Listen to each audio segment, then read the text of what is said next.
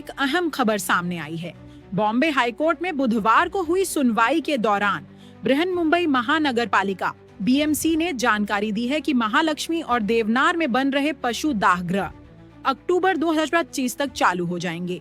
अदालत में यह बयान उस स्वतः संज्ञान जनहित याचिका की सुनवाई के दौरान दिया गया, जो पालतू और आवारा जानवरों के अंतिम संस्कार के लिए शहर में पर्याप्त व्यवस्था न होने को लेकर दायर की गई थी। हाई कोर्ट ने इससे पहले नगर निगम से पूछा था कि मुंबई जैसे बड़े शहर में पालतू जानवरों के अंतिम संस्कार के लिए पर्याप्त सुविधाएं क्यों नहीं हैं। जवाब में BMC के वकील ने बताया कि फिलहाल मलाड में एक पशु दाहगृह चालू स्थिति में है, जबकि महालक्ष्मी में बन रहा नया दाहगृह 90% तक तैयार हो चुका है और इसे अक्टूबर तक शुरू कर दिया जाएगा। वहीं देवनार में तैयार किया जा रहा दाहगृह 50 किलोग्राम की क्षमता वाला होगा और वर्तमान में गैस कनेक्शन की प्रक्रिया पूरी होने का इंतजार है। यह भी अक्टूबर 2025 तक शुरू हो जाएगा। BMC की ओर से दी गई जानकारी और समय सीमा से संतुष्ट होकर अदालत ने याचिका को समाप्त कर दिया। गौरतलब है कि यह जनहित याचिका बॉम्बे हाईकोर्ट ने 11 जून को उस वक्त स्वतः संज्ञान लेकर दर्ज की थी, जब मई में एक रिपोर्ट में बताया गया था कि देवनार में बन रहे दाहगृह का काम लंबे समय से अधूरा है, जिससे जानवरों के प्रेमियों को भारी परेशानी हो रही है।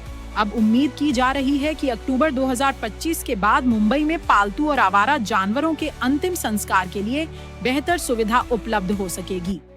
हालांकि देवनार में जो नया दाहगृह तैयार किया जा रहा है, उसकी चिमनी को लेकर स्थानीय नागरिकों की चिंताएं बनी हुई हैं। दरअसल जिस स्थान पर यह चिमनी बनाई गई है, उसके आसपास घनी आबादी और ऊंची ऊंची इमारतें मौजूद हैं। स्थानीय लोगों का कहना है कि जब दाहगृह चालू होगा तो इससे निकलने वाला धुआं इन इमारतों के भीतर पहुंचेगा, जिससे उनके स्वास्थ्य पर गंभीर असर पड़ सकता है। इसी आशंका को देखते हुए लोगों ने समय समय पर विरोध दर्ज कराया है।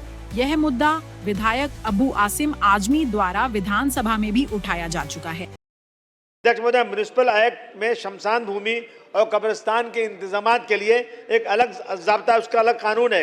हैरत की बात यह है कि देवनार स्लाटर हाउस में जहां जिंदा जानवरों को की स्लाटरिंग की जाती है, वहां मुर्दा जानवरों को जलाने का एक जो है एनिमल सेमेट्री, जिसमें 18 करोड़ रुपया खर्चा करके वहां किया जा रहा है। अध्यक्ष महोदय, स्लाटर हाउस परमिशन के अंदर की परमाइसेस के अंदर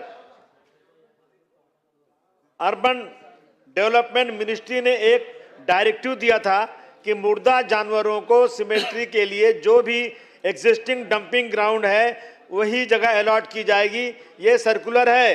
हमारा ऑब्जेक्शन है कि इससे पोल्यूशन बढ़ेगा, दूसरे सेफ्टी और हाइजीन का जो स्टैंडर्ड है उस पर बहुत असर पड़ेगा।